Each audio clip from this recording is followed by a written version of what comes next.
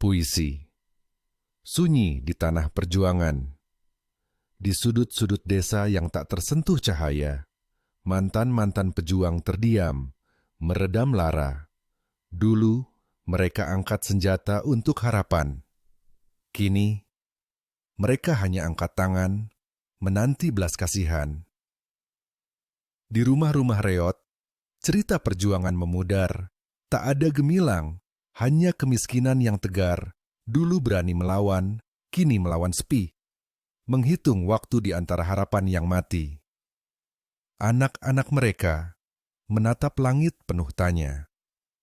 Mengapa mimpi sekolah tinggi bagai bayangan saja?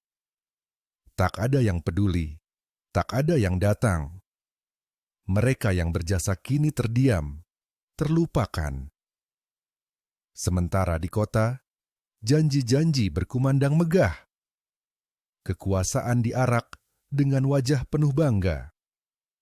Mereka kaya, semakin kaya, duduk di kursi megah, tapi tak pernah singgah pada desa-desa penuh resah. Aceh, tanah luka yang belum kering bekasnya, para kombatan yang dulu pahlawan, kini tanpa nama, tersisih dalam kemiskinan yang tiada habisnya, hanya menanti pada tanah yang tak lagi menyala.